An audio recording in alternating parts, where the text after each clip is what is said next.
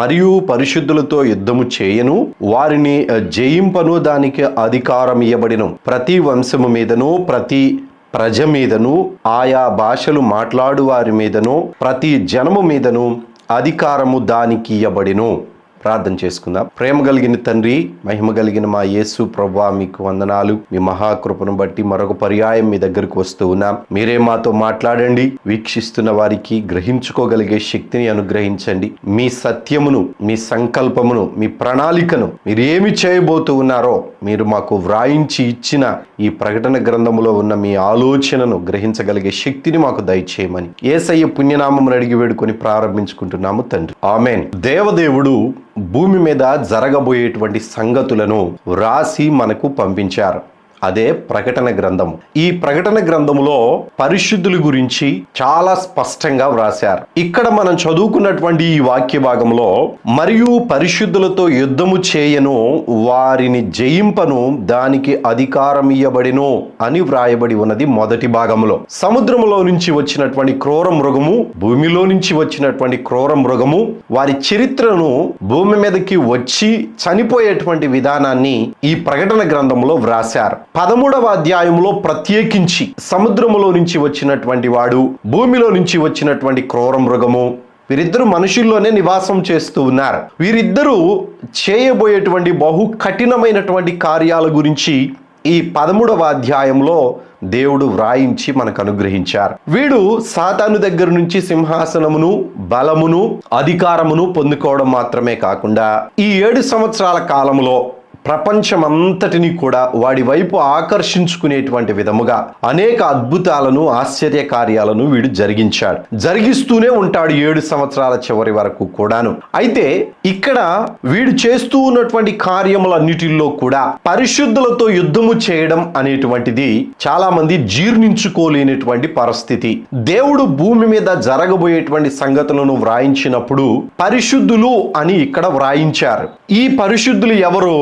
కొందరేమో ఈ 7 సంవత్సరాలలో అసలు సంఘము ఉండదు, పరిశుద్ధులు భూమి మీద ఉండరు, భూమి మీద ఉండే వాళ్ళందరూ కూడా విడవబడినటువంటి వారు, వారందరూ కూడా దేవుని యొక్క 1000 ఏండ్ల పరిపాలనలో శ్రమలు పొందుకుంటారు అని ఏదో వారికి తోచినటువంటి విధముగా బోధలు చేస్తూ ఉన్నటువంటి ప్రసంగాలను నేను కూడా విన్నాను.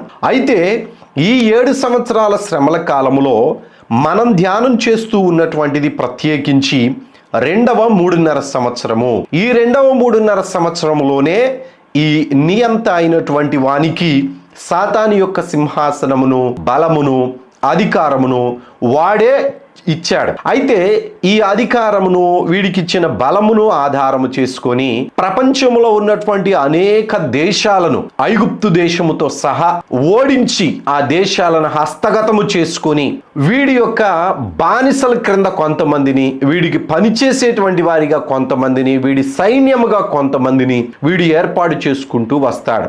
ఇట్లా అనేక దేశాలను వీడు జయిస్తూ ఉన్నటువంటి సందర్భంలో ప్రత్యేకించి వీడి కోసం ఏర్పాటు చేసుకున్నటువంటి జనము ఒక సైన్యముగానే ఉన్నారు. ఆ సైన్యాన్ని ఆధారము చేసుకొని 2వ స్థాయిలో ఉన్నటువంటి మహమ్మదీయుల యొక్క మతమును వీడు ప్రపంచవ్యాప్తముగా చెయ్యాలి అనేటువంటి ఆశ కలిగి వారితో వీడికి ఉన్న సంబంధాన్ని బట్టి, వీడు వారికి సహాయము చేస్తూ ఉన్నటువంటి విధానాన్ని బట్టి వీడి సైన్యమంతా కూడా అధిక భాగము మహమ్మదీయులలో నుంచి వచ్చినటువంటి ఉగ్రవాదులే గనుక వీడు ఆ మహమ్మదీయుల యొక్క మతమును ఉన్నతమైనటువంటి స్థాయిలో పెట్టాలి అని ఆశ కలిగి ఉన్నాడు. మరి మొదటి స్థానంలో ఉన్నటువంటిది ఏమిటి? ప్రపంచవ్యాప్తముగా దరిదాపుగా సగం మంది కంటే అధికముగా 60% పైగా ఉన్నటువంటి వారు క్రైస్తవులు వేరు, పరిశుద్ధులు వేరు. క్రైస్తవులు అని చాలా మంది వీరు క్రైస్తవ మతాన్ని తీసుకున్నారు అంటూ ఉన్నారు. పరిశుద్ధులకి క్రైస్తవులకి తేడా తెలియనటువంటి వాళ్ళు చాలా మంది ఉన్నారు. క్రైస్తవులందరూ పరిశుద్ధులు కాలేరు. పరిశుద్ధులు క్రైస్తవులను పిలువబడతారు, కానీ క్రైస్తవులు అని పిలువబడుతున్నటువంటి వారందరూ కూడా పరిశుద్ధులు కాలేరు. బైబిల్ గ్రంథంలో చెప్తూ ఉన్నటువంటి పరిశుద్ధులు ఎవరయ్యా అనంటే, వారి యొక్క ఆలోచనలను సమూలముగా ఆపివేసి దేవుని చిత్తము ఏమై ఉన్నదో తెలుసుకొని సత్య సంబంధులుగా నీతి న్యాయమును అనుసరించు వారిగా, ఎవరికీ కూడా హాని చేయనటువంటి వారిగా, పరిశుద్ధతను వారి దేహము కూడా పరిశుద్ధముగా ఉండేటువంటి విధముగా, వారి నోటి మాట కూడా పరిశుద్ధమైనటువంటిదిగా, ఎదుటి వారిని నిందించేటువంటిదిగా, దూషించేటువంటిదిగా కాకుండా యథార్థమైన ప్రవర్తన కలిగి అబద్ధమాడనటువంటి వాడు, దేవుని యొక్క కార్యములను ఇష్టపూర్వకముగా జరిగించేటువంటి వాడు, పసిపిల్లల మనస్సు కలిగినటువంటి వాడు, దేవుని యొక్క చిత్తమును గుర్తెరిగి దానిని మాత్రమే జరిగించేటువంటి వాడు పరిశుద్ధుడు అని పిలువబడ్డాడు. ఈ పరిశుద్ధులు వారి ప్రాణమును కూడా ప్రేమించరు. వారి యొక్క భార్యలను కానీ, వారి బిడ్డలను కానీ, వారి అన్నదమ్ములను కానీ, వారి తల్లిదండ్రులను కానీ దేవుని కంటే అధికముగా ప్రేమించరు. దేవునికే ప్రధానమైనటువంటి స్థానమును ఇచ్చినటువంటి వారు, వారి యొక్క ప్రాణమును కూడా ప్రేమించనటువంటి వారు మాత్రమే పరిశుద్ధులు. చాలా మంది మేము క్రైస్తవులమండి, మందిరాలకు వెళుతూ ఉన్నాం, ప్రార్థనలు చేస్తూ ఉన్నాం, మేము బైబిల్ చదువుతాం, అనేక మందికి వాక్యాన్ని ప్రకటిస్తూ ఉన్నాం, క్రమము తప్పకుండా దశమ భాగాలు ఇస్తాం, క్రమము తప్పకుండా మా యొక్క ధాన్యములో కూడా దశమ భాగం ఇస్తాం, మరికొందరు కొత్తిమీరలోను గింజలలోను అన్నిటిలో కూడా దశమ భాగం ఇచ్చి వారు పరిశుద్ధులు అని అనుకుంటున్నారు. పరిశుద్ధులు అన్నంటే దశమ భాగాలు ఇచ్చినంత మాత్రాన నీకు పరిశుద్ధత రాదు. నీవు దేవుని వాక్యమును బోధించినంత మాత్రాన నువ్వు పరిశుద్ధుడు అయిపోవు. పరిశుద్ధత అనేటువంటి కొలత దేవుడు విధించవలసినటువంటిదే. మనుషులు నా అంతట నేను పరిశుద్ధుడును అని చెప్పుకోవటంలో ఎదుటి వాళ్ళు ఉన్నటువంటి వారు ఓహో అని అనుకుంటారే కానీ పరిశుద్ధుడు అని తీర్పు తీర్చగలిగినటువంటి వాడు దేవుడు. దేవునికి మాత్రమే తెలుసు ఆ వ్యక్తి పరిశుద్ధుడా కాదా అని. బైబిల్లో ఈ పరిశుద్ధులను గుర్తుపట్టడానికి కొన్ని పద్ధతులను దేవుడు ఉంచాడు. చాలా మంది మేము ఏమి వ్యభిచారం చేయడం లేదు, నరహత్య చేయడం లేదు, దొంగతనాలు చేయడం లేదు, అబద్ధమాడడం లేదు అని వారికి వారు మభ్యపెట్టుకుంటున్నారు. కానీ బైబిల్ చెప్తూ ఉన్నటువంటి మాటలలో 2 వచనాలను నేను మీకు చదివి వినిపిస్తాను. ఒకసారి ఈ లక్షణాలు ఒకవేళ మీలో ఉన్నట్లయితే మీరు పరిశుద్ధులు కాదు, క్రైస్తవులని పిలువబడవచ్చు కానీ పరిశుద్ధులు కాదు అని ఈ 2 వచనాలు స్పష్టంగా తెలియజేస్తూ ఉన్నాయి. ఒకటి, మత్తయి రాసినటువంటి సువార్త 5వ అధ్యాయము 22వ వచనాన్ని చదువుతూ ఉన్నాను. నేను మీతో చెప్పున్నది ఏమనగా, తన సహోదరుని మీద కోపపడు ప్రతివాడు విమర్శకు లోనగును. కోపపడు ప్రతివాడు విమర్శకు లోనగును. తన సహోదరుని చూసి వ్యర్థుడా అని చెప్పువాడు మహాసభకు లోనగును. ద్రోహి అని చెప్పువాడు నరకాగ్నికి లోనగును. నేను దేవుని వాక్యాన్ని బోధిస్తానండి, నేను కానుకలు ఇస్తానండి, నేను పరిశుద్ధమైన ప్రవర్తన కలిగి ఉన్నానండి అని నీ అంతట నువ్వు చెప్పుకుంటూ ఎదుటివాని మీద నువ్వు కోపపడినా, నీ మనస్సులో ఎదుటివాని మీద కోపపడుతున్నావు అనేటువంటి సంగతి అన్ని సందర్భాలలో తెలీదు. కొన్ని సందర్భాలలో ఆ వ్యక్తి జ్ఞాపకం వచ్చినా కానీ నువ్వు కోపపడతావు. అంటే కోపము నీలో ఉన్నప్పుడు, నీ సహోదరుని మీద కోపపడినప్పుడు నీవు దేనికి లోనవుతావంట? ఇక్కడ విమర్శకు లోనవుతావు. నిన్ను నీవు విమర్శ చేసుకుంటే అక్కడ నీ అంతరంగము నీ మీద నిందారోపణ చేసేటువంటి విధానాన్ని బట్టి క్షమాపణ అడిగి దేవునితో సమాధాన పడవచ్చు, ఆ సహోదరునితో కూడా సమాధాన పడవచ్చు. ఇక్కడ 2వ భాగము ఏమని చెప్తూ ఉన్నదనంటే, తన సహోదరుని చూచి, అతను నీ కన్నుల ముందు ఉన్నప్పుడు చూచి వ్యర్థుడా అని చెప్పువాడు, అతనిని వ్యర్థుడా అని చెప్పేవాడు దేవుని యొక్క తీర్పులోనికి వెళతాడు అని అర్థం ఇస్తూ ఉన్నది. మహాసభకు లోనగును అని వ్రాయబడి ఉన్నది. ఇక ఇది 2వ భాగము, అనగా పాపమునకు నీవు పూనుకున్నావు అని అర్థము. ఇక 3వది ఏమిటయ్యానంటే, ద్రోహి అని చెప్పువాడు ఇక అగ్నిగుండానికి వెళ్ళినట్టే అని తెలియజేస్తూ ఉన్నది. ఇప్పుడు నీ ఎదుటివానిని, నీ భర్తనే కానీ నీ భార్యనే కానీ లేనిపోయినటువంటి మాటలు మాట్లాడడం మాత్రమే కాకుండా పనికి మాలిన వాడండి, అతని మీద కోపపడినా తప్పే, ద్రోహి అని నువ్వు సంబోధించినా తప్పే, అసలు నువ్వు అగ్నిగుండానికే వెళతావు అని చెప్తూ ఉన్నది ఇక్కడ ఈ వచనం. మరి బోధ చేసేటువంటి వారు పెద్ద పెద్ద బైబిళ్ళు కొనుక్కొని చాలా చాలా చక్కగా ఆదివారమునకు సమయానికి మందిరానికి వెళ్ళేటువంటి వారు, నీ సహోదరుడు ఒకవేళ నీ ఎదుట తప్పు చేస్తే నువ్వు ద్రోహి అని అంటే నువ్వు అగ్నిగుండానికి వెళతావు అని కదా ఈ వచనం మాట్లాడుతూ ఉన్నది. ఆ మాట అనకుండా ఎంతమంది ఉంటూ ఉన్నారో, ఒకవేళ వీక్షిస్తున్నటువంటి వారు ఒకవేళ ఆ మాట సంబోధించి మీరు దేవుని కోపాగ్నికి లేదా అగ్నిగుండానికి వారసులు అవుతున్నారేమో ఒకసారి ఆలోచించండి. మరికొంతమంది మేము ఎటువంటి పాపాలు చేయటం లేదండి అంటారు. వ్యభిచారం చేయడం మాత్రమే పాపము కాదు, నరహత్య చేయడం మాత్రమే పాపము కాదు, ఇంకా అబద్ధమాడడం మాత్రమే పాపము కాదు. ఇక్కడ చూడండి ఒక వచనం ఏమని చెప్తూ ఉందో, 28వ వచనము 5వ అధ్యాయము మత్తయి రాసినటువంటి సువార్త. నేను మీతో చెప్పున్నది ఏమనగా, ఒక స్త్రీని మోహపు చూపుతో చూచు ప్రతివాడు అప్పుడే తన హృదయమందు ఆమెతో వ్యభిచారము చేసిన వాడగును అని వ్రాయబడి ఉన్నది. నీ కన్ను నిన్ను అభ్యంతర పెడితే దానిని తీసివేయండి, నీ చేయి అభ్యంతర పెడితే దానిని తీసివేయండి, నీ కాలు నిన్ను అభ్యంతర పెడితే తీసివేయండి. ఇవన్నీ కలిగి నువ్వు అగ్నిగుండంలో ఉండడం కంటే వాటిని తీసివేసుకొని దేవునితో పాటు ఉండడం మంచిది అని ఆ క్రింద వచనాల్లో కూడా వ్రాయబడి ఉన్నది. సహోదరులారా, ఒక స్త్రీని మోహపు చూపుతో చూచు ప్రతివాడు, ఇంకొక మాట కూడా నేను చెప్పాలని దేవుని కృపను బట్టి సాహసం చేస్తూ ఉన్నాను. ఒక పురుషుణ్ణి మోహపు చూపుతో చూచు స్త్రీ కూడా, ఇక్కడ పురుషునికి మాత్రమే చెప్పబడి ఉన్నది. ఒక స్త్రీని మోహపు చూపుతో చూచు ప్రతివాడు అని వ్రాయబడి ఉన్నది. ఈ కాలంలో స్త్రీలు కూడా వెచ్చలవిడిగా తయారైపోతూ ఉన్నారు. అందరూ అని నేను అనను, ఆ మాట అనడానికి కూడా సమంజసం కాదు. చాలా మంది నీతిమంతులు ఉన్నారు, పరిశుద్ధులు ఉన్నారు, కానీ కొందరు ఈ మాటలకు తగినట్లుగా బ్రతుకుతూ ఉన్నారు. పురుషులను మోహపు చూపుతో చూసేటువంటి స్త్రీకి కూడా ఈ వాక్యము వర్తిస్తూ ఉన్నది. ఇప్పుడు నువ్వు మోహపు చూపు చూసినటువంటి స్త్రీ కానీ పురుషుడు కానీ ఎవరైనా సరే, నీ అంతరంగము ఆలోచన కలిగినటువంటి విధానాన్ని నువ్వు పాటించినప్పుడు నీలో దేవుడు ఊదినటువంటి జీవాత్మ దేవుని యొక్క స్వరాన్ని వినడం, సత్యమును గ్రహించడం మానివేస్తుంది. నీ ఆత్మ చీకటి అయిపోతుంది, నీ దేహం అంతా కూడా చీకటి అయిపోతుంది. నీవు చీకటిలో నివసించువాడవై ఉంటావు, కానీ దేవుని వెలుగును పసిగట్టేటువంటి వాడివిగా ఉండవు. వ్యక్తిగతముగా ఈ కొలతలను దేవుడు చూస్తాడు. పరిశుద్ధుడా, పరిశుద్ధుడు కాదా అని దేవుడు ఈ కొలతలను చూస్తాడు.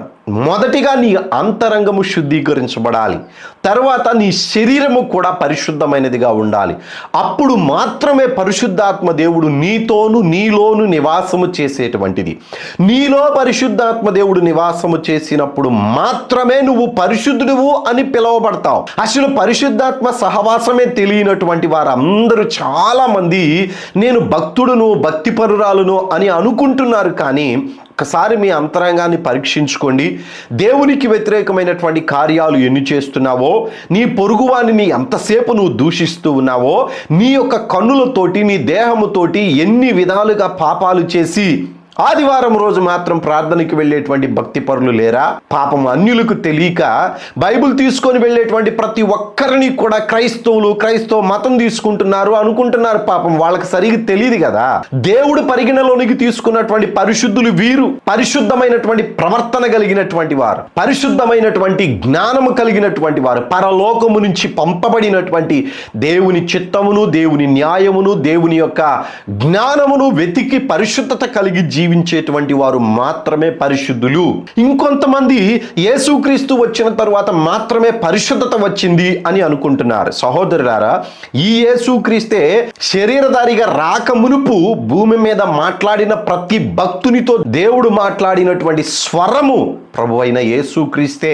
ఆ స్వరమే కదా శరీరము ధరించుకున్నది, ఆ మాటలే కదా భూమి మీదకి శరీరధారిగా వచ్చింది, ఆ దైవత్వమే కదా శరీరంలో క్రీస్తు యేసునందు నివసించింది. ఆయన అనాదిలో ఉన్నప్పుడు ఆది యందు అని వ్రాయబడి ఉన్నది. పాత నిబంధన కాలములో అనగా ఆదాము మొదలుకొని యేసుక్రీస్తు వరకు ఉన్నటువంటి ధర్మశాస్త్ర కాలము కానీ, పాత నిబంధనకు సంబంధించినటువంటి ఆ 4000 సంవత్సరాలలో ప్రభు అయిన యేసుక్రీస్తుకు ఏ మనిషి కూడా తెలియకుండా లేడు. వారి హృదయం మీద వ్రాయబడుతున్నటువంటి సత్యము ఏదైతే ఉన్నదో ఆ సత్యమే ప్రభు అయిన యేసుక్రీస్తు. ఆయనకు తెలుసు నీతిమంతులు ఎవరో, అనీతిమంతులు ఎవరో, పరిశుద్ధులు ఎవరో, దుష్టులు ఎవరో ఆయనకు తెలుసు. అన్యులకు తెలియదు. పాపం బైబిల్ తీసుకొని వెళ్ళిన ప్రతి ఒక్కరిని కూడా వీళ్ళు క్రైస్తవులే అనుకొని వారి మీద నానా రకాలైన మాటలు మాట్లాడి నానా రకాలైనటువంటి కొట్లాట్లకు వెళుతూ ఉన్నారు. వారి పాపం వాళ్ళకి దేవుడు లెక్క చూస్తాడు. కానీ పరిశుద్ధులైనటువంటి వారు ఇంకా మీరు విడిచిపెట్టినటువంటి ఆ యొక్క చీదర వస్త్రాన్ని ఎందుకు ధరించుకొని ఉంటున్నారో అర్థం కావడం లేదు. ఒక్కొక్కడికి ఆలోచనలో ఆ పాత వస్త్రం ఉండిపోతూనే ఉన్నది. ఒక్కొక్కడికి కంటి చూపు, ఇంకొకడికి తప్పుడు నడక, ఇంకొకడికి డంబపు మాటలు, ఇంకొకడికి అబద్ధాలు, ఇంకొకడికి మోహపు చూపులు, ఇంకొకడికి ధనాపేక్ష, డబ్బు డబ్బు డబ్బు అని సేవలో తన్నుకుంటున్నటువంటి వారందరూ కూడా పరిశుద్ధులు అని మీరు అనుకుంటున్నారేమో. బైబిల్ లెక్క ప్రకారము ధనము సమకూర్చుకున్నటువంటి వాడు, ధనాపేక్ష కలిగినటువంటి వాడు దేవుని రాజ్యానికి వారసుడు కాదు. రైట్. ఇక్కడ మనం ధ్యానం చేస్తూ ఉన్నటువంటి ఈ పరిశుద్ధులు 2.5 సంవత్సరంలో కూడా ఉన్నారు. చాలా మంది ఈ కాలంలో పరిశుద్ధులు ఉండరు. యేసుక్రీస్తు మొదటి ముద్రను విప్పదీసిన వెంటనే సంఘము పరలోకం వెళ్ళిపోతుంది. అసలు సంఘము పరలోకము వెళ్ళింది అనేటువంటి మాటను మీరు ఎప్పుడైనా వివరించి ఆలోచన చేశారా? ధ్యానములో ఒక్కసారి ప్రకటన గ్రంథము యొక్క మాటలను, దేవుడు పలికిన మాటలను ఆధారము చేసుకొని ఒక్కసారి మీరు ఆలోచన చేశారా? సంఘము పరలోకమునకు వెళ్ళినది అంటే ఆత్మలు మాత్రమే పరలోకమునకు వెళ్ళినాయి. వాళ్ళ దేహాలు భూమి మీదనే ఉన్నాయి. ఈ 7 సంవత్సరాలు అయిపోయేటంత వరకు మొదటి పునరుద్ధానమే జరగలేదు. చాలా మంది కొన్ని ఫోటోలు చూయించి ఆ సంఘము నడుస్తూ ఉంటది. సేవకుడు, కొంతమంది విశ్వాసులు కూడా వారి వస్త్రాలు అక్కడే ఉంటాయి, వీళ్ళు మాయమైపోయినట్లుగా చూపిస్తూ ఉన్నారు. సహోదరులారా, అది సాతానుడు మనుషులకు కళ్ళకు కనబడేటువంటి విధముగా వాడు ఏర్పాటు చేసిన ఒక తప్పుడు అభిప్రాయము. భూమి పుట్టినది మొదలుకొని ఈ 7 సంవత్సరాల శ్రమల కాలము, 7 ముద్రల కాలము అయిపోయేటంత వరకు కూడా మొదటి పునరుద్ధానము జరగలేదు. యేసుక్రీస్తు పునరుద్ధానమైనప్పుడు పునరుద్ధానులైనటువంటి వారు నీతిమంతులు. వారి మీద ధర్మశాస్త్రమునకు కానీ, సువార్తకు కానీ, క్రొత్త నిబంధనకు కానీ అధికారము లేదు కనుక వారి దేహాలు పునరుద్ధానమైనయే. కానీ వారు ప్రథమ ఫలముగా, యేసుక్రీస్తుతో పాటు ప్రథమ ఫలముగా వాళ్ళు దేవుని దగ్గరకు చేరుకున్నారు, పరదేశకు చేరుకున్నారే కానీ పరలోకమునకు వెళ్ళలేదు. ఇంకా కొంతమంది ఈ 1000 సంవత్సరాల పరిపాలనలో కూడా పరిశుద్ధులు ఉండరు అంటున్నారు. సహోదరులారా, భూమి ఉన్నంత వరకు పరిశుద్ధులు భూమి మీద ఉన్నారు. భూమి ఉన్నంత వరకు పరిశుద్ధులు భూమి మీద ఉన్నట్లుగా బైబిల్లో దాఖలాలు ఉన్నాయి, వాక్యాలు ఉన్నాయి. మీరెవరైనా సరే, నా ఫోన్ నెంబర్ ఇస్తూ ఉన్నాను, మీరెవరైనా సరే మాట్లాడదలుచుకుంటే, సమాధానముగా మాట్లాడదలుచుకుంటే నేను వాక్యాన్ని తప్పనిసరిగా సమాధానముతోటి మీకు చూపిస్తాను. ఇక్కడ జరుగుతూ ఉన్నటువంటి ఈ సందర్భంలో 7 సంవత్సరాల కాలములో ఉన్నటువంటి ఈ పరిశుద్ధులను, శ్రమలలో, ఇబ్బందులలో, ఇరుకులలో, కష్టాలలో ఉన్నటువంటి పరిశుద్ధులను ఈ నియంత అయినటువంటి వాడు ప్రోత్సహించి పోషిస్తూ ఉన్నటువంటి ఈ యొక్క మతోన్మాదులు, ఉగ్రవాద సమూహాలు, మహమ్మదీయులకు సంబంధించినటువంటి ఉగ్రవాద మోకలు కూడా వీరందరూ కలిసి వీడికి ఒక సైన్యముగా ఏర్పడతారు. ఈ సైన్యము ప్రపంచంలో ఉన్నటువంటి పరిశుద్ధులనందరినీ, వారి దృష్టిలో క్రైస్తవులందరినీ కూడా సమూలముగా నాశనము చేయాలి అని 7వ సంవత్సరం ఆరంభం కాక ముందు నుంచి, యేసుక్రీస్తు మొదటి ముద్రను విప్పదీయడానికంటే ముందు నుంచి వీరు క్రైస్తవులు అనేటువంటి వారిని సంహారం చేస్తూనే వచ్చారు. యేసుక్రీస్తు మొదటి ముద్రను విప్పదీసిన తరువాత వాళ్ళకు ఒక ఆధారము దొరికింది. ఇశ్రాయేలీలు కట్టబోయేటువంటి మందిరమును బట్టి వాళ్లకు ప్రపంచమంతటా ఉన్నటువంటి క్రైస్తవులను శ్రమ పెట్టడానికి, శిరచ్ఛేదనం చేయడానికి, చెరసాలల్లో వేయడానికి, ఆకలి దప్పులతో ఇబ్బంది పెట్టడానికి వాళ్ళకి అవకాశం దొరికింది. అక్కడ నుంచి మొదటి 3.5 సంవత్సరముల అంతా కూడా 6 ముద్రల కాలములలో వారు పరిశుద్ధులైనటువంటి వారిని అనేక మందిని చంపారు. వారి దృష్టిలో క్రైస్తవులు బైబిల్ లెక్క ప్రకారం పరిశుద్ధులు. ఇప్పుడు ఈ రెండిటిని మనం ఎట్లా అర్థం చేసుకోవాలి? వారేమో క్రైస్తవులని చంపేస్తూ ఉన్నారు, కానీ పరిశుద్ధులు అని ప్రభువైన యేసుక్రీస్తు దేవదేవుడు పరలోకము లెక్కలోనికి తీసుకుంటూ ఉన్నారు. ఇప్పుడు క్రైస్తవులుగా ఉన్నటువంటి వారందరూ పరిశుద్ధులు అవుతారా? కారు. ఇప్పుడు పాపములో ఉండి నువ్వు ఒకవేళ చంపబడితే నువ్వు ఖచ్చితంగా అగ్నిగుండానికి వెళ్తావు, అందులో ఎటువంటి సందేహము లేదు. నీలో పాపము ఉంచుకొని, నీలో దేవుని యొక్క ఆత్మ నడిపింపు లేకుండా, దేవునికి సరి అయినటువంటి పరిశుద్ధమైన ప్రవర్తన కలిగి నువ్వు జీవించకపోయినట్లయితే, నీవు శిరచ్ఛేదనం చేయబడినా కానీ, ఆ అల్లరి మూకలు వచ్చి నిన్ను చంపేసినా కానీ, నీ పాపమును బట్టి నువ్వు అగ్నిగుండానికి, పాతాళానికి వెళ్ళవలసిందే తప్ప పరిశుద్ధులు వెళ్ళేటువంటి పరదేశికి కానీ, పరలోకమునకు కానీ వెళ్ళడానికి ఉండడానికి అవకాశము లేదు. ఈ మతోన్మాదులు, ఈ నియంత యొక్క సైన్యము అనేక మందిని చంపేస్తూ ఉంటారు. ఆ క్రైస్తవుల యొక్క రక్తము ఏరులై పారుతూ ఉన్నట్లుగా ప్రపంచమంతటా అన్ని దేశాలలో కనబడుతుంది. కానీ పరిశుద్ధులైనటువంటి వారు మాత్రం కొంతమందే. క్రైస్తవులలో చాలా మంది నామకార్థ క్రైస్తవులు ఉన్నారు. 2 3 స్త్రీలతో అక్రమ సంబంధాలు కలిగిన క్రైస్తవులు ఉన్నారు. దొంగతనము చేసే క్రైస్తవులు ఉన్నారు. ఎదుటివారిని దూషించే క్రైస్తవులు ఉన్నారు. సంఘములలో చేరి పెద్దలుగా ఉంటూ మద్యము తాగేటువంటి వాళ్ళు ఉన్నారు. సిగరెట్లు తాగేటువంటి పెద్దలు ఉన్నారు. విశ్వాసులు ఉన్నారు.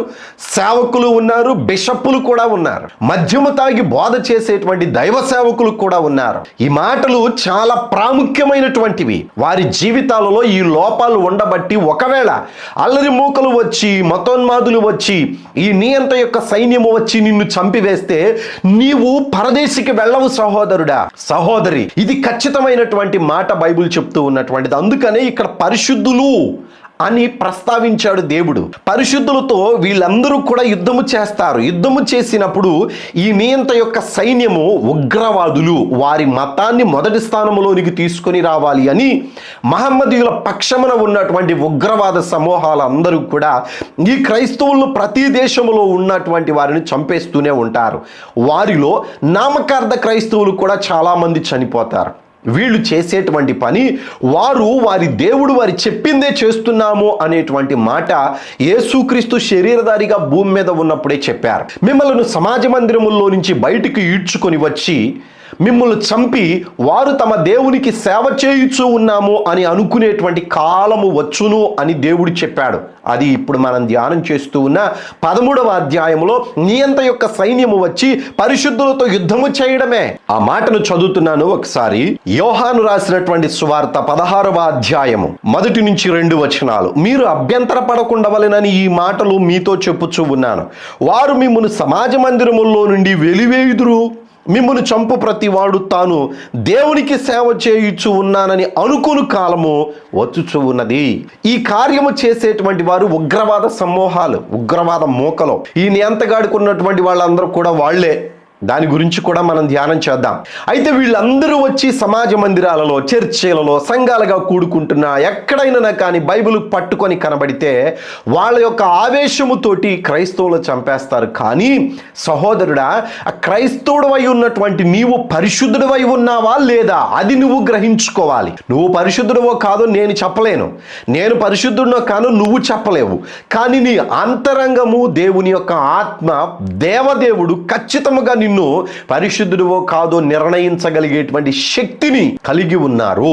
నీ అంతరంగము కూడా నీకు చెప్పగలదు. నువ్వు పాపము చేసినప్పుడు పాపము నీలో ఉంటే నువ్వు పరిశుద్ధుడు ఎట్లా అవుతావు అని నీ మనసు నీకు బోధ చేయదా? అట్లాంటి వాళ్ళు మూర్ఖంగా ఈ అల్లరి మూకల చేతిలో చంపబడినప్పుడు వాళ్ళ యొక్క ఆత్మ అగ్నిగుండానికి వెళ్ళవలసిందే, పాతాళానికి వెళ్ళవలసిందే. పరిశుద్ధులు మాత్రమే ఇక్కడ లెక్కలోనికి వస్తారు. నా మాటలు అర్థమవుతున్నాయి అని భావిస్తూ ఉన్నాను. ఈ మాట ఈ యొక్క యుద్ధము చేసేటువంటి ప్రక్రియను చాలా కఠినముగా ప్రపంచమంతటా తీసుకోవాల్సినటువంటి అవసరం ఉన్నది. ప్రపంచమంతటా కూడా జరుగుతుంది. ఈ కార్యము ఒక ఇశ్రాయేలీల దేశంలో మాత్రమే కాదు. కొందరు అది కూడా అనుకుంటున్నారు, ఇశ్రాయేలీలే కదా మందిరాన్ని కడుతుంది, వాళ్ళతో మాత్రమే యుద్ధము చేస్తారు, వాళ్ళను మాత్రమే సంహరిస్తారు అని అనుకుంటున్నారు. కాదండి. ఆ యెహోవా దేవునిని ఆరాధించేటువంటి వారు, ఆయన కుమారునిగా అనుగ్రహింపబడినటువంటి యేసుక్రీస్తు, ఆ యేసుక్రీస్తు ద్వారా రక్షణలోనికి వచ్చినటువంటి వారందరినీ కూడా వీరి యొక్క కుయుక్తి కలిగినటువంటి ఆలోచనను బట్టి చంపివేయడానికి ముందుకు వస్తారు. అదే ఇనప గోళ్లతోటి వాడికి ఇష్టానుసారముగా యుద్ధము చేయును అని దానియేలు గ్రంథంలో కూడా వ్రాయబడి ఉన్నది. చూద్దామా ఒకసారి? చూడండి, దానియేలు గ్రంథము 7వ అధ్యాయము 21వ వచనంలో, ఈ కొమ్ము పరిశుద్ధులతో యుద్ధము చేయుచు వారిని గెలుచునదాయను అని వ్రాయబడి ఉన్నది. వీడికి ఉన్నటువంటి ఆ ఇనప గోళ్లతోటి, ఇనప దంతములతోటి వాడి ఇష్టానుసారముగా జరిగిస్తాడు. పరిశుద్ధులను గెలుస్తాడు. వాళ్ళని చంపేసి నేను వీళ్ళను సమూలముగా నాశనము చేశాను అని అనుకుంటూ ఉంటాడు. ఇక్కడ ఆధ్యాత్మికంగా ఒకసారి స్పష్టమైన మనస్సు కలిగే ఆలోచన చేయండి. వీడు చంపుతుంది దేహాలను, ఆత్మలను కాదు. అందుకనే దేవుడు ఆయన వాక్యమును బోధించేటువంటి సందర్భంలో దేహమును చంపువాడికి భయపడక దేహమును ఆత్మను చంపువానికి భయపడమని చెప్పేసి దేవుడు వ్రాశాడు. మత్తయి సువార్త 10వ అధ్యాయము 28వ వచనాన్ని చదువుతున్నాను. మరియు ఆత్మను చంపనేరక దేహమునే చంపువానికి భయపడకుడి గాని ఆత్మను దేహమును కూడా నరకములో నశింపజేయగలవానికి మిక్కిలి భయపడుడి అని వ్రాయబడి ఉన్నది. ఆత్మను చంపడం సాతానుగాడి వల్ల కాదు, నీ అంత వల్ల కాదు, ఉగ్రవాదుల వలన కాదు, నీ మీదకు వచ్చేటువంటి శత్రువుల వల్ల కూడా కాదు. ఆత్మ పరిశుద్ధమైనటువంటిదిగా ఉన్నప్పుడు శరీరమును చంపడానికి నీ మీదకు వచ్చేటువంటి మోకలను 13వ అధ్యాయంలో స్పష్టంగా వ్రాస్తూ ఉన్నారు. వీరు శరీరాన్ని మాత్రమే చంపుతూ ఉన్నారు, ఆత్మను మాత్రం వీళ్ళు ఏమీ చేయలేరు. అప్పటికి పరిశుద్ధులుగా ఉన్నటువంటి వారు ఒకవేళ చంపబడితే వాళ్ళనే హతసాక్షులు అని బైబిల్ గ్రంథం పేర్కొన్నది. ఈ హతసాక్షులైనటువంటి వారు శరీరమును విడిచిపెట్టి వారి ఆత్మలను పరలోకమునకు తీసుకొని వెళ్ళాడు పరిశుద్ధాత్మ దేవుడు మొదటి 3.5 సంవత్సరంలో. అప్పుడు కూడా ఈ అల్లరి మూకలే, వీడి యొక్క సైన్యమే, ఉగ్రవాద మూకలే అనేక మంది క్రైస్తవులను చంపుతూ ఉండగా వారిలో నిజ క్రైస్తవులైనటువంటి వారు వారి యొక్క దేహాలను మరణమునకు అప్పగించి వారి ఆత్మలను మాత్రం పరిశుద్ధపరచుకొని ఉంచారు. ఇది గ్రహించాలి. కొందరి యొక్క ఆత్మ పరిశుద్ధమైనటువంటిదిగా లేదు, వారి దేహము కూడా పరిశుద్ధమైనటువంటిదిగా లేకుండా క్రైస్తవులని పిలువబడుతూ ఉన్నప్పుడు వారిని చంపివేసినప్పుడు వారి పాతాళానికి వెళ్ళవలసిందే తప్ప పరదేశికు వెళ్ళరు, పరలోకానికి వెళ్ళరు. గ్రహించాలని ప్రభు పేరట మనవి చేస్తూ ఉన్నాను. నీ ఆత్మీయ జీవితమే నీకు ముఖ్యం, నీ పరిశుద్ధతయే నీకు ముఖ్యం. నీవు చేసేటువంటి క్రియలే నిన్ను, నీ యొక్క ఆత్మను పరిశుద్ధపరచేటువంటి విధముగా ఉంటాయి. ఇక్కడ చూడండి, ఈ ఆత్మను దేహమును చంపేటువంటిది ఎవరు? దేవదేవుడు. ఆయన ఆత్మను చంపడం అనగా అగ్నిగుండానికి నెట్టివేయడము. ఆ కార్యమును చేయువాడు దేవుడే. ఈ సాతానుగాడు కానీ, నీ అంత కానీ, అబద్ధ ప్రవక్త కానీ, వాడి అల్లరి మూకలు కానీ అందరూ కూడా ఆత్మను చంపనేరరు, దేహమును మాత్రమే చంపగలరు, మన ప్రాణమును మాత్రమే తీయగలరు. ఆత్మ నిశ్చలమైనటువంటి దేవుని మహాకృపను బట్టి పరిశుద్ధమైన ప్రవర్తన కలిగి దేవుని సన్నిధికి వెళ్ళగలదు గనుక వాడు చేయగలిగినటువంటిది శరీరమునకు మాత్రమే చేయగలడు. దానినే ఇక్కడ చెప్తూ ఉన్నాడు. ఈ 2వ 3.5 సంవత్సరంలో ఈ నియంత అయినటువంటి వాడి యొక్క ఈ ఉగ్రవాద సమూహాలు ఇంకా కొంతకాలము ఉంటారు. వీడితో పాటు ఈ సైన్యం అంతా కూడా ప్రపంచంలో ఉన్నటువంటి ప్రతి ప్రాంతానికి వెళ్ళి ఈ విధముగానే చంపిస్తూ ఉంటారు. ఈ విధముగానే అనేక మందిని శిరచ్ఛేదనం చేస్తారు, క్రైస్తవులను హింసిస్తారు. అయితే ఇక్కడ అనేక మందికి వచ్చేటువంటి ఒక ప్రశ్నను నేను మీకు ప్రశ్న జవాబు 2 చెప్పాలని ఆశపడుతూ ఉన్నాను. అదేమిటయ్యా అనంటే, పరిశుద్ధాత్మ దేవుడు పరలోకమునకు వెళ్ళిపోయిన తరువాత ఈ 2వ 3.5 సంవత్సరంలో ఈ పరిశుద్ధుల యొక్క ఆత్మలను పరలోకమునకు తీసుకుని వెళ్ళేటువంటిది ఎవరు? గతంలో దీని గురించి మనం ధ్యానం చేశాం. యేసుక్రీస్తు పరదేశంలో ఉన్నంత కాలము హతసాక్షులైనటువంటి వారి ఆత్మలను యేసుక్రీస్తే వచ్చి పరదేశికి తీసుకుని వెళ్ళినట్లుగా మనము గతములో ధ్యానం చేశాం. స్టెఫను మొదలుకొని ఆయన చెప్పినటువంటి సాక్ష్యమును బట్టి హతసాక్షుల ఆత్మలను పరదేశికి తీసుకుని వెళ్ళాడు అని చెప్పడంలో ఎటువంటి సందేహము లేదు. అయితే ఆ వచనాన్ని స్టెఫన్ గారి చేత కంప్లీట్ చేయించలేదు. చేసినట్లయితే ఆయన ఖచ్చితంగా అదే మాట చెప్పేవాళ్ళు. యేసుక్రీస్తు పరలోకమునకు వెళ్ళి మొదటి ముద్రను విప్పదీసినది మొదలుకొని 6వ ముద్ర వరకు కూడా చంపబడుతూ ఉన్నటువంటి హతసాక్షుల ఆత్మలు అప్పటి వరకు కూడా, మొదటి ముద్ర దగ్గర నుంచి 6వ ముద్ర వరకు కూడా హతసాక్షుల ఆత్మలన్నీ కూడా పరిశుద్ధాత్మ దేవుని యొక్క ఆధ్వర్యంలో ఉన్నాయి. ఈ పరిశుద్ధాత్మ దేవుని ఆధ్వర్యంలో ఉన్న హతసాక్షుల ఆత్మలందరినీ యేసుక్రీస్తు పరలోకములో దేవుని సింహాసనము దగ్గర 6వ ముద్రను విప్పదీసిన తర్వాత పరిశుద్ధాత్మ దేవుడు వారిని తీసుకొని పరలోకమునకు వెళ్ళిపోయాడు. ఇప్పుడు ఈ 7వ ముద్ర విప్పదీసిన తర్వాత అనగా 2వ 3.5 సంవత్సరంలో ఈ హతసాక్షుల ఆత్మలో పరలోకమునకు తీసుకుని వెళ్ళేది ఎవరు అని ప్రశ్న మనలో కలగవచ్చు. దానికి సమాధానం ఏమిటయ్యానంటే, ఈ యేసుక్రీస్తు కానీ పరిశుద్ధాత్మ దేవుడు కానీ ఈ హతసాక్షుల ఆత్మలను వారి ఆధ్వర్యములో తీసుకొని వెళ్ళడానికి ప్రధాన కారణం ఏమిటయ్యానంటే, లూసిఫర్ గాడు శూన్యములో ఉన్నాడు. ఉన్నాడు. ఈ లూసిఫర్ గాడు వాడు చేస్తున్నటువంటి పని ఏమిటి? ఈ సంఘము ఎదుట, స్త్రీ అని పిలువబడుతున్నటువంటి క్రైస్తవ సమాజము ఎదుట పరిశుద్ధుల ఆత్మలను మింగివేయడానికి, ఆ మగ శిశువును మింగివేయడానికి నోరు తెరుచుకొని నిలబడి ఉన్నాడు అని ప్రకటన గ్రంథం 12వ అధ్యాయంలో మనం చదువుకున్నాం. అయితే అక్కడ ఈ ఘటసర్పమైనటువంటి వాడు ఎప్పటి నుంచి ఎదురు చూస్తూ ఉన్నాడు? సంపూర్ణమైనటువంటి పరిశుద్ధులను ప్రభు అయిన యేసుక్రీస్తు తీసుకొని వెళ్ళి పరదేశంలో పెట్టినది మొదలుకొని హతసాక్షుల ఆత్మలను మింగివేయడానికే చూస్తూ ఉన్నాడు. ఎప్పటి వరకు చూస్తూ ఉన్నాడయ్యానంటే, వీడు పరలోకమునకు వెళ్ళి మిఖాయేలు దూత చేత యుద్ధము చేసి, మిఖాయేలుతో యుద్ధము చేసి అక్కడి నుంచి నెట్టివేయబడేటంత వరకు కూడా ఈ పరిశుద్ధుల ఆత్మలను మింగివేయాలి అని, వాడి వైపునకు తిప్పుకోవాలి, వాళ్ళని ఎట్లన్నా కానీ నాశనం చేయాలి అనే ఆశ కలిగి వాడు ఉన్నాడు. అందుకు యేసుక్రీస్తు పరదేశంలో ఉన్నంత కాలము యేసుక్రీస్తు మొదటి ముద్రను విప్పదీసినది మొదలుకొని పెంతెకొస్తను పండుగ దినమున భూమి మీదకు వచ్చినటువంటి పరిశుద్ధాత్మ దేవుని ఆధ్వర్యములోనికి ఈ 6 ముద్రలు విప్పదీసినటువంటి కాలములో హతసాక్షుల ఆత్మలు పరిశుద్ధాత్మ దేవుని ఆధ్వర్యంలోనికి వెళ్ళారు. ఇప్పుడు ఈ 2.5 సంవత్సరంలో శూన్యముల సాతానుగాడు లేడు. సాతానుగాడిని అక్కడి నుంచి నెట్టివేశారు. వాడు భూమి మీద వాయుమండలంలో ఉన్నాడు. వాడు ఇప్పుడు పరిశుద్ధులను ఏమీ చేయడానికి లేదు. ఎందుకు లేదు అనంటే, భూమి మీద శరీరములో ఉన్నప్పుడే పరిశుద్ధులతో యుద్ధము చేయడానికి వాడు ఒక కొత్త రూలు పెట్టుకున్నాడు. కాబట్టి హతసాక్షులను మింగివేయాలి అనేటువంటి ఆలోచన వాడిలో లేదు. అంత మాత్రమే కాదు, వాడు మింగివేయడానికి కూడా అవకాశము లేదు. హతసాక్షి ఒకవేళ భూమి మీద ఈ 2.5 సంవత్సరంలో చంపబడితే, కన్ను మూసి కన్ను తెరిచేలోపు సెకనులో, చాలా తక్కువ సమయంలో డైరెక్ట్గా దేవుని సింహాసనం దగ్గరకు వెళ్ళగలిగేటువంటి ఏర్పాటును దేవుడు చేశాడు. ఇంకొక విషయం కూడా నేను మీకు చెప్పాలి. పరిశుద్ధాత్మ దేవుని ఆధ్వర్యంలో ఉన్నప్పుడు పరిశుద్ధాత్మ దేవుని బలముతోటి అక్కడ హతసాక్షులైనటువంటి వాళ్ళు పరిశుద్ధపరచబడ్డారు. ఇప్పుడు పరిశుద్ధాత్మ దేవుడు కూడా భూమి మీద లేడు కాబట్టి వారిలో దేవుడు ఉంచిన సంచకరువు అని విడిచిపెట్టబడిన పరిశుద్ధాత్మ దేవుని యొక్క ఆత్మ ద్వారా వారికై వారే బలవంతులైపోయి ఆ సాతానుగాడిని ఎదిరించగలిగే శక్తిని పొందుకున్నారు. చంపితే శరీరాన్ని చంపాడు, అంతేకాని ఆత్మను చంపడానికి దేవుడే వాడికి ఆ సమయంలో పర్మిషన్ ఇవ్వలేదు.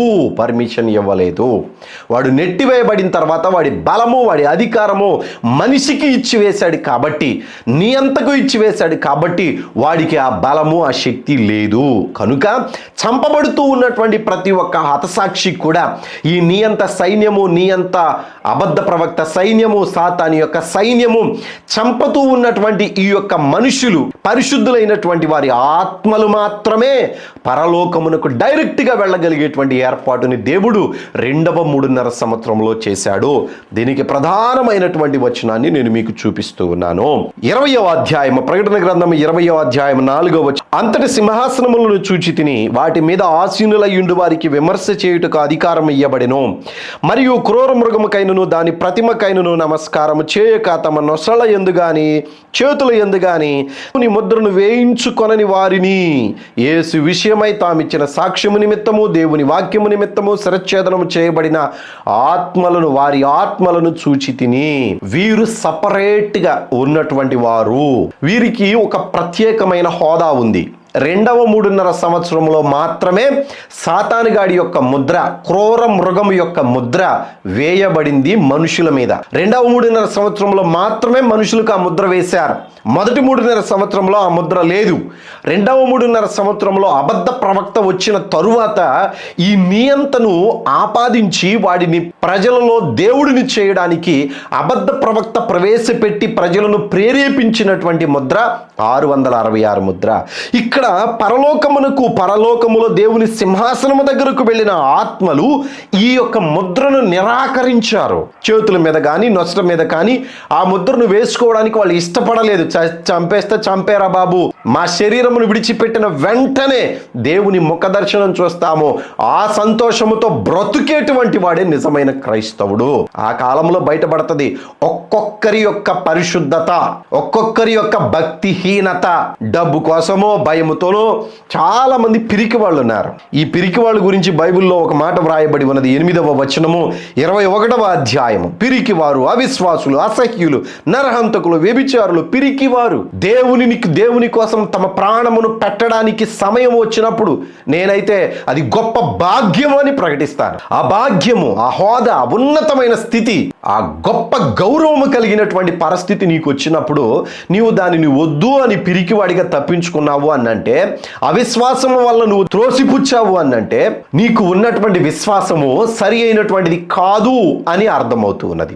ఇక్కడ చూడండి, ఎవరైతే ఈ పరిశుద్ధులుగా ఉండడానికి పిలువబడ్డారో వీరందరూ కూడా వారి ప్రాణమును కూడా ప్రేమించినటువంటి వారు కాదు.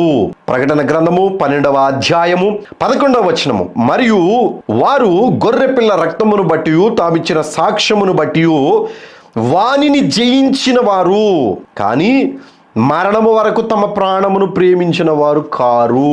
ఎవడిని జయించారు ఈ పరిశుద్ధులందరూ? సాతానుగాడినే జయించారు. బాబు, పరిశుద్ధాత్మ దేవుడు మా మధ్యలో లేకపోయినా మా యొక్క చర్యలు పరిశుద్ధమైనటువంటివిగానే ఉంచుతూ ఉన్నాం. ఎక్కడా కూడా పాపమునకు అవకాశం లేదు. ఎదుటివాడిని దూషించడానికి అవకాశం లేకుండా పసిపిల్లల మనస్సు కలిగి మా దేవుని యొక్క చర్యలను చేస్తూ మేము పరిశుద్ధముగానే ఉండాము అని చెప్పేసి సాతానుగాడిని జయించి పరిశుద్ధతను కాపాడుకున్న వాళ్ళు ఇక్కడ ఉన్నటువంటి పరిశుద్ధ. ప్రకటన గ్రంథము 13వ అధ్యాయంలో ఈ యుద్ధము జరిగినప్పుడు క్రైస్తవులను చంపడానికి మహమ్మదీయుల పక్షమున ఉన్న ఉగ్రవాదులు తార్సపడి మీ అంత సైన్యముగా వచ్చినప్పుడు మొదట వీడి సైన్యం చాలా చిన్నది. దానియేలు గ్రంథములో మనం చూసినట్లయితే ఈ పరిశుద్ధులను చంపడానికి వచ్చినటువంటి సైన్యము మొదటిగా చాలా తక్కువ మంది. వీడు రోమా పట్టణమును ఆక్రమించుకున్నప్పుడు వీడి సైన్యము చాలా తక్కువ మంది, కొద్దిపాటి సైన్యమే, కానీ బలమైనటువంటి సైన్యం. ఆ మాట దానియేలు గ్రంథము 11వ అధ్యాయం 23వ వచనంలో వ్రాయబడి ఉన్నది. అతడు సంధి చేసినను మోసపుచ్చును, అతడు స్వల్ప జనము గలవాడై ఎదురాడి బలము పొందును అని వ్రాయబడి ఉన్నది. వీడు 7 సంవత్సరాల ఆరంభము కాక మునుపు ఈ కార్యమును చేసి రోమా పట్టణములో నుంచి బయటికి వచ్చి మహమ్మదీయులలో ఉన్నటువంటి ఉగ్రవాద సమూహములను, ఉగ్రవాదులందరినీ కూడా వీడి మార్గంలోనికి తీసుకొని వచ్చి వాళ్ళు చేస్తున్నటువంటి చర్యలను బట్టి వాళ్లకు కావలసినటువంటి సమస్తమును వీడు అనుగ్రహిస్తూ వాళ్ళ ద్వారా అనేక దేశాలను ఆక్రమించుకుంటూ కొల్ల సొమ్మును కొల్లబెట్టుకుంటూ ఉన్నాడు. మొదటిగా వీడి సైన్యం తక్కువ మందే. రాను రాను రాను రాను ఏమైపోయిందయ్యా అనంటే, క్రైస్తవులను చంపాలి అనేటువంటి ప్రధానమైనటువంటి ఆలోచన కాకుండా ఇక దేశంలో ప్రపంచమంతటా కూడా మహమ్మదీయుల సామ్రాజ్యమే ఉండాలి అనే ఆలోచన కలిగి ఈ క్రైస్తవులు అనేటువంటి వారిని కూడా సంహరించడానికి తారసపడి ప్రతి దేశంలో ఉన్నటువంటి మహమ్మదీయ మతమును ప్రోత్సహించేటువంటి అల్లరి మోకలు పోగవుతారు. వీళ్ళు ప్రపంచవ్యాప్తముగా ప్రతి దేశంలోనూ, ప్రతి రాష్ట్రంలోనూ, ప్రతి పట్టణంలోను, ప్రతి గ్రామములో కూడా వీళ్ళు తయారవుతారు. కావాలంటే ముందు ముందు ఉన్నటువంటి కాలంలో ఈ మాటలు గుర్తుపెట్టుకొని చూడండి, తప్పకుండా పోగవుతారు. అందుకనే ప్రపంచంలో ఉన్న ఏ దేశంలోనైనా, ఏ గ్రామంలోనైనా కనీసం 2-3 కుటుంబాలైనా కానీ మహమ్మదీయులు ఉండకుండా లేరు. ఎక్కడో కొన్ని ప్రాంతాలు ఉండవచ్చు. వాటిని కూడా వీళ్ళు ఆక్రమించి ఆ సమయానికి ఆ ప్రాంతాలకు వెళ్ళి కూడా అక్కడ ఉన్నటువంటి క్రైస్తవులను కూడా హతమార్చాలి అనే ఆవేశముతో ఉండేటువంటి వాళ్ళు వీళ్ళు. ఈ రీతిగా అభివృద్ధి చెందుతూ చివరికి వీడి సైన్యం ఎట్లా వచ్చిందయ్యా అనంటే తుఫాను వలె తయారైంది అని రాశాడు బైబిల్ గ్రంథంలో. అదే దానియేలు గ్రంథము 11వ అధ్యాయం 40వ వచనంలో, అంత్యకాలమందు దక్షిణ దేశపు రాజు అతనితో యుద్ధము చేయును, మరియు ఉత్తర దేశపు రాజు వీడే నీ అంతా. ఉత్తర దేశపు రాజు రథములను, గుర్రములను, గుర్రపు రౌతులను, అనేకమైన ఓడలను సమకూర్చుకొని తుఫాను వలె అతని మీద పడి దేశముల మీద ప్రవాహము వలె వెళ్ళును. వీడు ఆ దక్షిణ దేశం అనగా ఐగుప్తు దేశం మీదకు మాత్రమే కాదు, ప్రపంచంలో ఉన్న ప్రతి దేశం మీదకి కూడా తుఫాను వలె వెళ్ళగలిగేటువంటి ఒక సైన్యాన్ని సమకూర్చుకుంటాడు. వాళ్ళే తమ మతమును మొదటి స్థానంలో ఉంచాలి, తమ మతము క్రిందే ప్రపంచమంతటా ఉండాలి అనే ఒక నినాదముతోటి ప్రపంచమంతటిని ఆక్రమించుకునే క్రమములో వారు మేము దేవునికి సేవ చేస్తూ ఉన్నాము అని అనుకుంటున్నటువంటి ఆలోచనతో వాళ్ళు తీసుకున్న ప్రమాదకరమైనటువంటి పరిస్థితి ఇది. ఈ క్రమములోనే పరిశుద్ధులను ఈ అల్లరి మూకలు, ఈ నియంత యొక్క సైన్యము 2వ 3.5 సంవత్సరంలో కూడా చంపివేస్తారు. సహోదరులారా, క్రైస్తవులుగా ఉన్నటువంటి వారులారా, పరిశుద్ధులుగా ఉండడానికి మిమ్మల్ని మీరు సరిచేసుకుంటూ ఉన్నటువంటి వారులారా, ఆ పరిశుద్ధులు భూమి మీదనే ఉన్నారు అని నేను ఘంటాపదంగా మాట్లాడుతూ ఉన్నాను. ఒకవేళ మీరు గనక ఇది కాదు అనంటే చాలా ప్రమాదంలో ఉన్నటువంటి వారు అవుతారు. ఎందుకనంటే ప్రకటన గ్రంథములో ఉన్నటువంటి 22 అధ్యాయాలలో భూమి ఉన్నంత వరకు పంచభూతాలు మిక్కటమైన వేండ్రముతో లయమైపోయేటంత వరకు కూడా పరిశుద్ధులు భూమి మీద ఉన్నారు అని బైబిల్ గ్రంథం సెలవిస్తూ ఉన్నది. 7 సంవత్సరాల శ్రమల కాలంలో పరిశుద్ధులు భూమి మీదనే ఉన్నారు. ఎవరో చూపించినటువంటి పిక్చర్స్ను బట్టి, ఎవరో చెప్పినటువంటి ప్రసంగాలను బట్టి మీరు తొందరపడి నిర్ణయం తీసుకోవద్దు. బైబిల్ను చదవండి. ఈ మాటలు మాట్లాడేటువంటి వారు అందరూ కూడా, అనగా భూమి మీద సంఘము ఉండదు శ్రమల కాలములని చెప్పేటువంటి వారు అందరూ కూడా నిరభ్యంతరంగా, ఖండితముగా, ఖచ్చితంగా నేను చెప్తూ ఉన్నాను. మీరు బైబిల్ చదవకుండానే మాట్లాడారు. ఇక్కడ బైబిల్లో 7 సంవత్సరాల శ్రమల కాలంలో పరిశుద్ధులు భూమి మీదనే ఉన్నారు. 1000 సంవత్సరాల క్రీస్తు పరిపాలనలో కూడా పరిశుద్ధులు భూమి మీదనే ఉన్నారు. భూమి ఉన్నంత వరకు పరిశుద్ధులు భూమి మీదే ఉన్నారు. యేసుక్రీస్తు రక్షణ కూడా భూమి మీద రక్షింపబడడానికి ప్రజలకు ద్వారము తెరిచే ఉంచబడి ఉన్నది. ప్రతి వంశము మీదను, ప్రతి ప్రజల మీదను, ఆయా భాషలు మాట్లాడు వారి మీదను, ప్రతి జనము మీదను అధికారము దానికి ఇవ్వబడిను. వీడు మొట్టమొదటిగా ప్రారంభమైంది రోమా పట్టణంలో నుంచి ప్రారంభమయ్యాడు. రోమా పట్టణమును ఆక్రమించుకున్నాడు. తర్వాత మహమ్మదీయుల దేశాలలో 10 దేశాలను ఆక్రమించుకున్నాడు. ఆ 10 దేశాలలో 3 దేశాల మీద వీడే రాజై ఉన్నాడు. వీడు ఈ సైన్యాన్ని సమకూర్చుకొని యేసుక్రీస్తు మొదటి ముద్ర విప్పదీయడానికంటే ముందే వీడు ఐగుప్తు దేశముతో యుద్ధము చేసి అనేక మందిని సంహరించి అక్కడ ఉన్నటువంటి ధనమునంతటిని, విలువైన వస్తువులన్నిటినీ కూడా వీడు ఆక్రమించుకొని వస్తాడు. వాడు అంతటితోటి ఆగడు. అన్ని దేశాల మీద వాడు అదే రీతిలో యుద్ధములు చేసి అక్కడ సంపదను దోచుకొని ఆ దేశాన్ని ఆక్రమించుకోవడానికి కొందరినైతే బానిసలుగానే చేసుకుంటూ ఉన్నాడు.